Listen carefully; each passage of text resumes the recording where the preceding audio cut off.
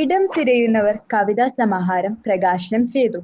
വ്യത്യസ്തമായ ഭാവത്തിലുള്ള രചനാ വൈഭവത്താൽ ശ്രദ്ധേയമായ കൃതിയാണ് സരസ്വതി ബിജു രചിച്ച ഇടം തിരയുന്നവർ കവിതാ സമാഹാരമെന്ന് പ്രശസ്ത എഴുത്തുകാരൻ UK കുമാരൻ പറഞ്ഞു.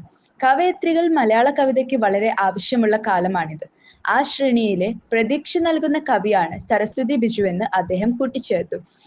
ഇടം തിരയുന്നവർ എന്നുള്ള അവരുടെ ആദ്യ കവിതാ സമാഹാരം പ്രകാശിപ്പിക്കാൻ കഴിഞ്ഞതിൽ, അവസരം ലഭിച്ചതിൽ എനിക്ക് ഒരുപാട് സന്തോഷമുണ്ട്.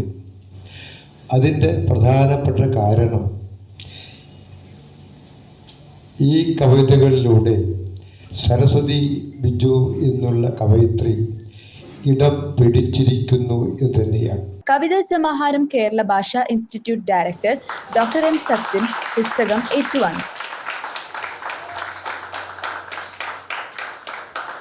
ഇടം തിരയുന്നവരുടെ കാലഘട്ടത്തിൽ ഏതെല്ലാം ഇടങ്ങളാണ് നമ്മൾ തിരയേണ്ടതുണ്ടെന്ന സന്ദേശം സരസ്വതി ബിജുവിന്റെ ഇടം തിരയുന്നവർ കവിതാ സമാഹാരത്തിലൂടെ വായിച്ചെടുക്കാമെന്ന് പ്രശസ്ത കവി PP ശ്രീധരനുണ്ണി പറഞ്ഞു. പുസ്തക പ്രകാശന ചടങ്ങിൽ അധ്യക്ഷം വഹിച്ചു സംസാരിക്കുകയായിരുന്നു അദ്ദേഹം. കാൽപ്പനികത മാത്രമല്ല, ഇത് ചിന്തയുടെ ഒരു ഇടം ഈ കവിതകളിൽ ഉടനീളമുണ്ട്.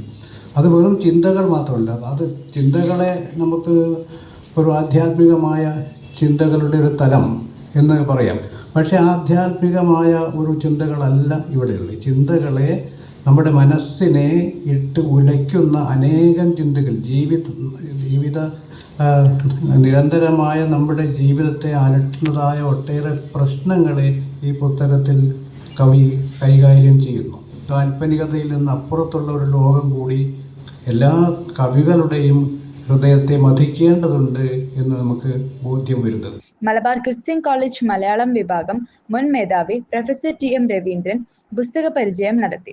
എഴുത്തുകാരനും മാധ്യമപ്രവർത്തകനുമായ ലത്തീഫ് പറമ്പിൽ, AIDWA സംസ്ഥാന കമ്മിറ്റി അംഗം P Ushadevi, Manjeri college of nursing retired principal Seenath KP, people's review publications chief editor PT Nizar, എഴുത്തുകാരനായ വർഗീസ് തോട്ടക്കാട് ആശംസകൾ നേർന്നു.